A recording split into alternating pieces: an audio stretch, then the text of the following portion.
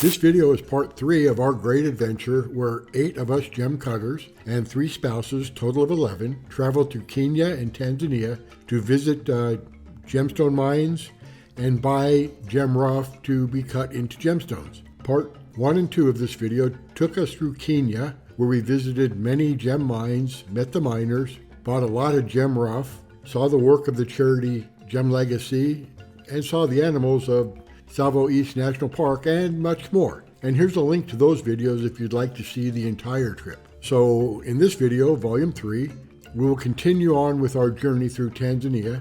Yes, there's still a long ways to go, seeing Mount Kilimanjaro, visiting the Tanzanite mines, buying rough in Tanzania, and much more. So let's get started. And first, let's reintroduce the organizers and hosts of our trip, Roger and Ginger Derry. They did all the hard work so the rest of us could just enjoy this awesome trip. Thanks, Roger. Thanks, Ginger. And now I'll reintroduce our team of 11, which was made up of 8 gem cutters and 3 spouses. A really good group of, now, friends. Jumbo!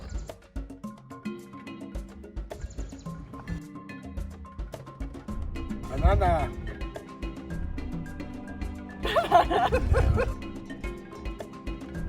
Rafiki! Rafiki! Cuba, Cuba!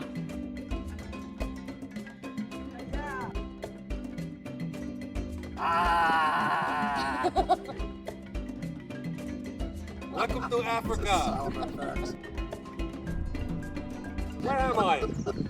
We spent the night at the Marangu Hotel, which is a common hotel used by many of the people planning trips to climb, scale Mount Kilimanjaro. And by chance, that night, there was another couple, a young man, young woman, who had just completed a 5-day climb of Mount Kilimanjaro successfully.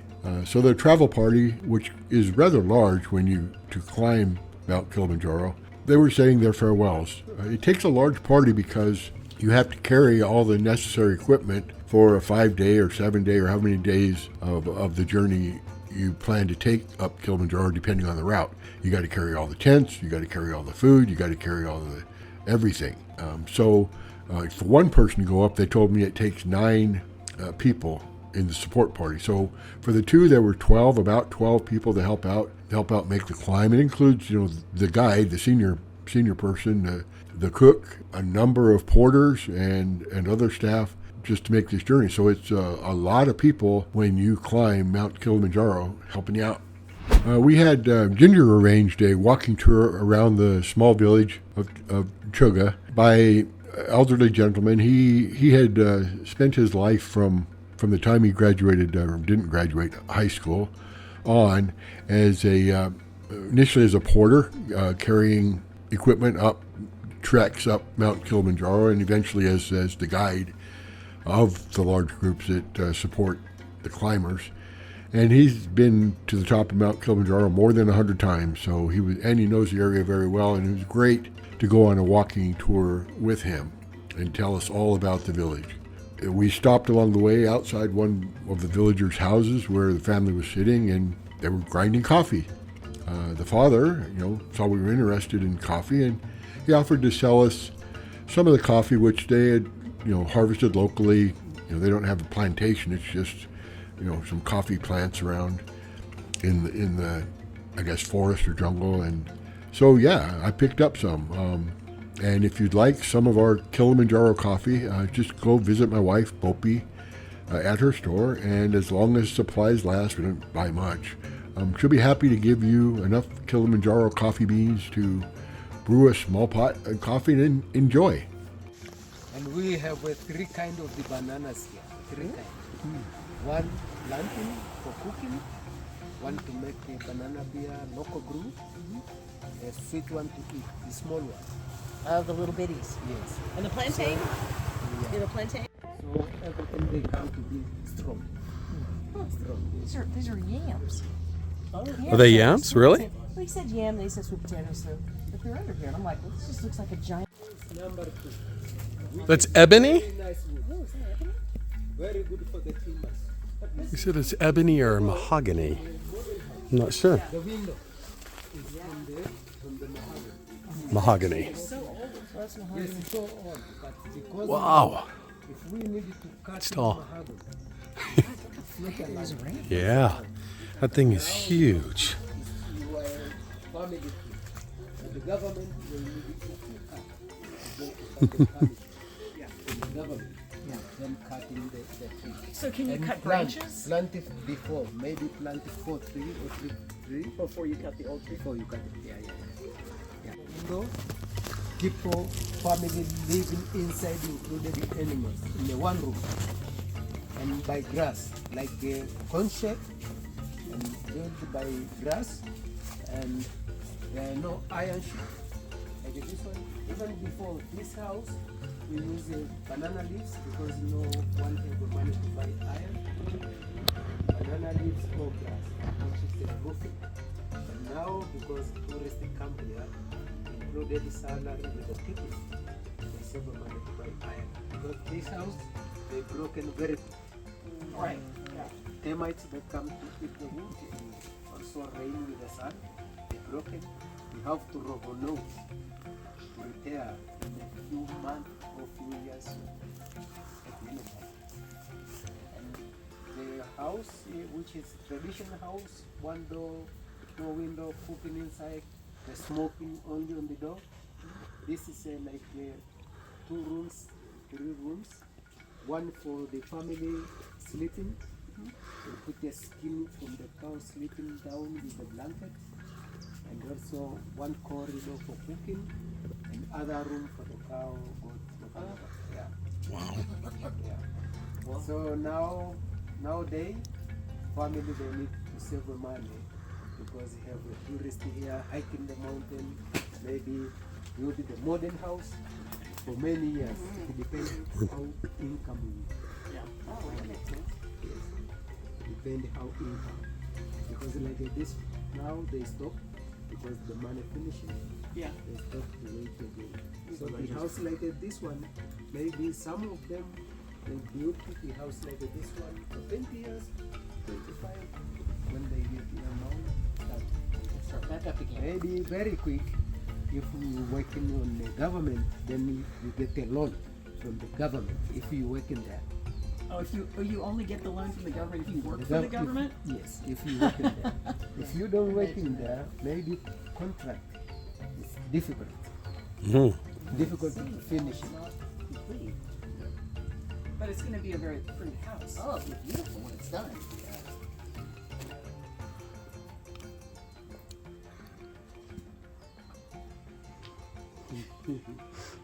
We got some followers. Because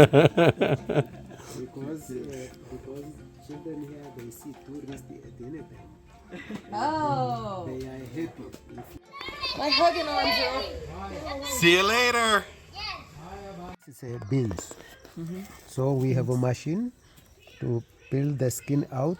Have beans. Oh, they're wet. They They're slide. very wet? Yes, they slide. What do they taste like when they are? Oh, Can you? it looks like Can they peanuts. be eaten that way, or do? No. No. Roasted. This is it. After this, we have to wash it. Slow your roll. To kid. wash it to be very clean. To be They're very still, clean. I didn't though. think so. Feel like it's After really washing, slimy. we dry it. Yes, in the Oh sun. wow. It's like out. Yeah, in the slippery. sun, but on a shed. Okay, It will yeah. be good because the taste it will be more good. So on top, Yes, on the roof. yes, in the roof like here, or maybe inside in the inside, house, on the slowly, cover. slowly. So it will be good the taste, and then after dry it, the second skin. Yes, Okay. Does it? off It's from sort of here. like a peanut. After dry. I feel like it's sort of. Then going to roast it. Mm. After roasted, like this one, go to grounded. Oh, yeah. Like this one, go to grounded, all ready to drink. Yeah. And coffee here is very quality. Yes, very it nice is. one. Yeah. This is, we will say, Kilimanjaro coffee. Yes, because this area is Kilimanjaro. Would you pick when it's this color or No, the red one. So when it's red, gets it's red, ready. then it's ready So to this is not ready. No red. And they don't be ready, all of them. They don't be red color, all of them. So we come here like I'm sorry. 12 times because some is Some are ready? some is not ready. No. Some is ready, some is not pick ready. them over Pick time? them as they become red. You just leave the green ones on, and when they're red, you pick those. And you pick by hand. By hand. Everything here by hand. Everything by hand. Everything by Can you hand. see that bean too? Because that's the one that's the most ready. Yeah, thank you. That's amazing. That's so interesting. So interesting. Yeah. Thank you. The landscaping on the hotel grounds are very lush, flowers everywhere, and everything's so green. It's really hard to believe that the stark difference in the climates in the landscape between the short distance we traveled from our stay in Kenya to our stay in Tanzania. I mean, it's almost like as soon as you cross the border, things get lush. And Mount Kilimanjaro has a lot to do with that. It rises well above the clouds and affects the rainfall in the area. So, and as I mentioned earlier, a lot of the trips to climb Mount Kilimanjaro start at this hotel or in nearby lodgings. And we were lucky enough and to enjoy the farewell party of the young couple that were celebrating their return from Mount Kilimanjaro with all the staff that had supported them on that trip. I'm not sure, but I think that couple and our couple had the hotel pretty much all to ourselves that night. There may have been another or a couple other guests, but I think that was about it. So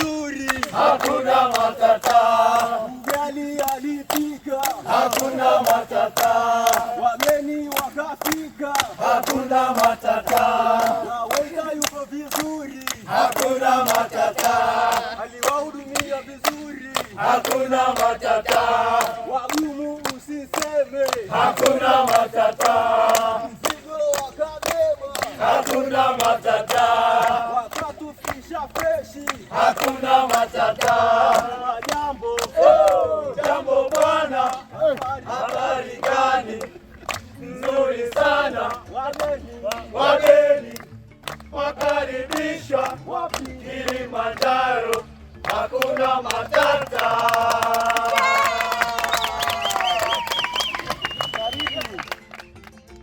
We start this part of our trip in Arusha at the Boulevard Hotel after having spent the previous night at the base of Mount Kilimanjaro.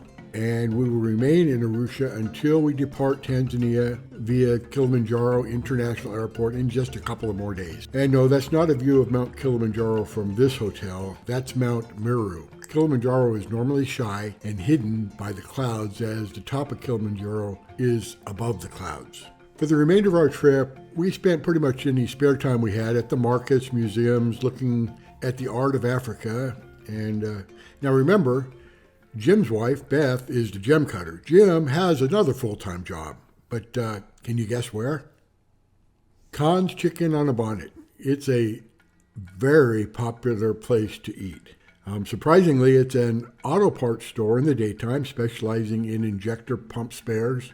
And at nighttime, it turns into a barbecue, and a very popular one. And of all the food, the only thing I'd say is that Mr. Khan told us that the carrots were a little bit spicy. Well, more like 5-alarm fire spicy, but everything else was delicious, and I can see why this is such a popular place to eat. So let me take a minute here and give appropriate credit for all the photos and clips used in these videos. What happened was that during this trip, all 11 of us in the group took photos and videos all along the way, and at the end of the trip, Cal, who's very good with technology, set up a shared site where each of us could post the photographs and videos that we wanted to share with the rest of the group. So I did not take many or even most of the photographs or clips shown in these videos. The other 10 members of our group did, and the credit goes to them, as I turned out to be probably the worst photographer and videographer of the group. Finally, we arrived at the Tanzanian Gem Center, where Roger had arranged for us to buy rough. Outside the center, a worker is cobbing a large lot of Tanzanian sunstone. He's cobbing off the white part of the stone so that the fairly clean colored sunstone rough remains. And at the center, we were greeted by Mr. Jamal Mubarak, a Tanzanian gem rough dealer and friend of Roger and Ginger. The way that this buying session worked is that all of the miners and rough dealers in this area of Tanzania had submitted their parcels of rough to Mr. Mubarak to sell on their behalf. Roger had coordinated so that all the large parcels were clean and that we would be allowed to select gem rough rather than having to buy entire lots, which is often common. The prices were generally set and, in my opinion, very, very fair. The buying was organized kind of like a family Thanksgiving dinner get-together. We all sat around the tables and passed bags of various gemstones rough around to whomever was ready to examine a new packet. Ginger started the process. She wrote the gem material name, general size, and prices on the bag and handed them out to whomever was ready to examine a new packet. And then the packets were passed around as soon as someone was ready for a new packet. If you selected something out of the packet, you recorded the number of stones, the packet information, the weight, and your price on your individual, what became your individual invoice. Then, when everybody was finally done selecting rough and had selected all the rough they had wanted, Ginger reviewed the invoices and purchases and gem rough, and the buyer paid the dealer, or in some cases made arrangements to pay additional funding where budgets had been exceeded.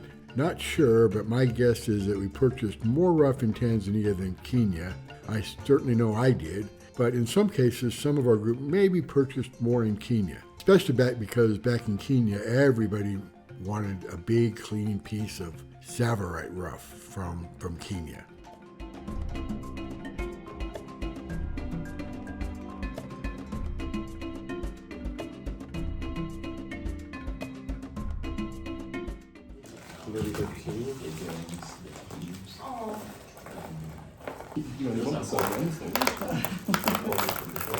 Yes. I mean, I'm not. Stop playing.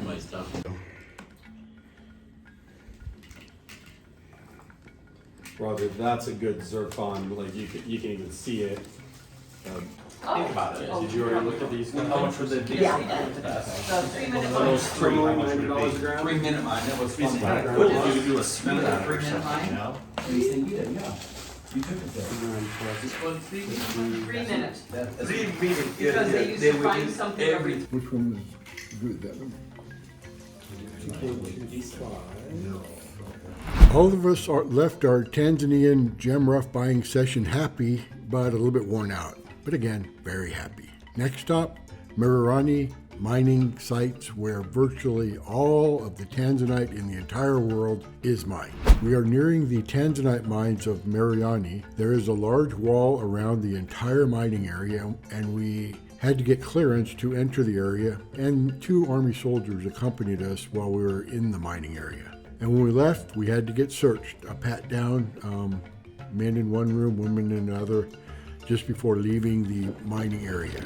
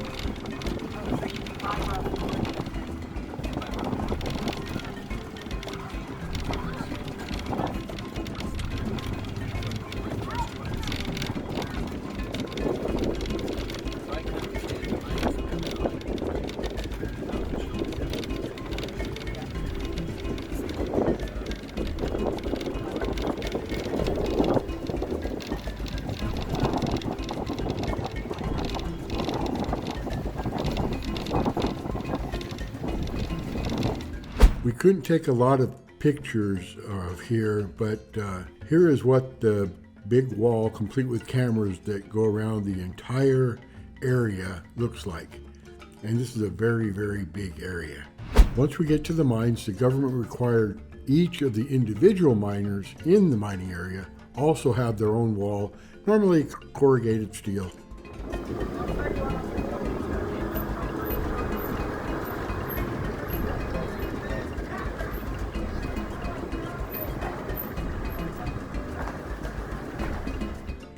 This is Roger, Bjorn, Suni's son, Suni, who started this Tanzanite mine with his wife, and Namayan, Suni's daughter. Bjorn is heavily involved in the day-to-day operations of this Tanzanite mine, and he was a great guide to and explained everything as we walked around the mine site and deep into the mine. Namayan is a U.S. citizen and is visiting Dad and Mom while on summer break from college in the U.S. And this is a very historic day for Namayan, as this day was the first time that her dad allowed her to go into the Tanzanite mine. And as you'll see later, she loved every minute of the tour. Here is the view from Suni's mine, and here is the original mine, which isn't safe to go on into anymore. So you get the quartz vein, and then you see pyrite in the quartz means you're getting closer. Yeah, you're and then getting you start closer. to see hints of blue in there. Yep. Yeah, so once this goes, the bigger... Bjorn took us on a tour of his family mining site and explained the history of the mine.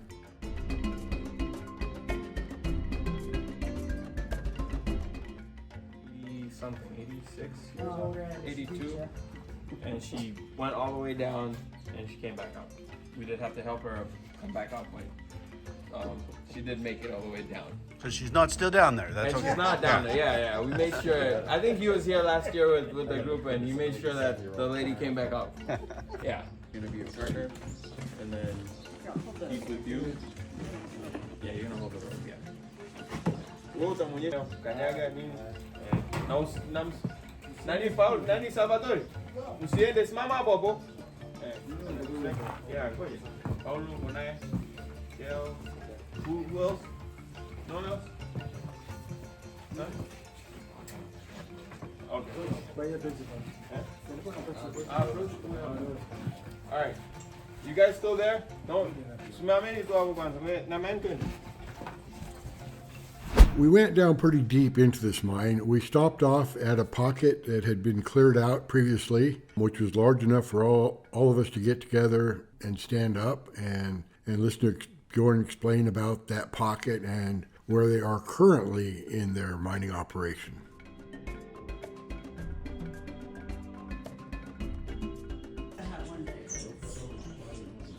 Put it on airplane mode so that I'm searching, being out there looking for Wi-Fi. They have to be close, right? They're right here. Yep. Closest relative. Like 5 minutes? The first one is feet away. Cal first. Cal's first, wow. Cal, we thought you'd go down to the bottom and ask 50 questions. Ask what? 50 questions. Asked a few. So how was it, Cal? It's good. Well done, You're the first mine. There's more slips on the area. Yeah. You made it. Good job, Mike.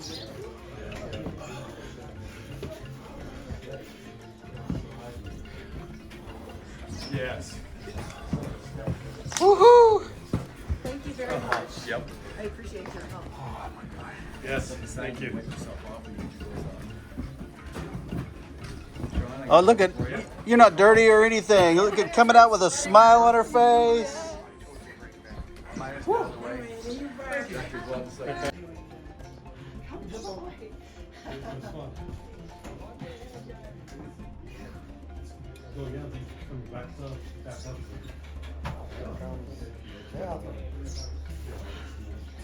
What an experience.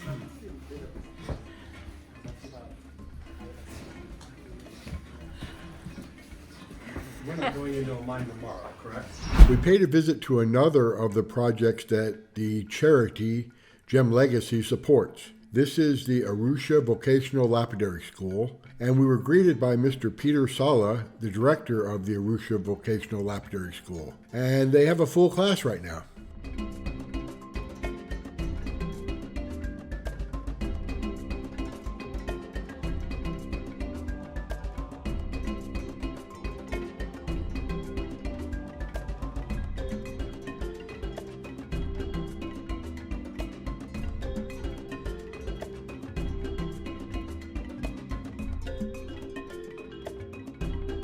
The Lapidary School uses Facetron gem fasting machines, which Roger and his friends had brought into the school long ago. They generally would bring like one Facetron per trip because it kind of takes up all your checked bag. But the school has all the Facetrons now. The school doesn't have a printer or copy machines, things like that, so students have to meticulously copy down the gem faceting instructions from the diagrams, which they use, and they keep them in notebooks. I only wish my handwriting was that good.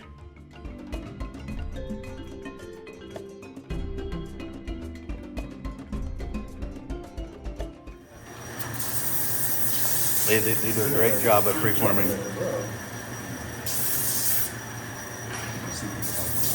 We all signed the school's visitor's book before leaving. So after visiting the Lapidary School, we went back to the museum and killed time, ate lunch together one last time, and then went to the airport in smaller groups based on our departure flight times. So after saying farewells, we all parted our ways for now. So I hope you enjoyed this video of visiting the mines and gem mine rough hunting in Kenya and Tanzania and the many, many other things that you're able to do there.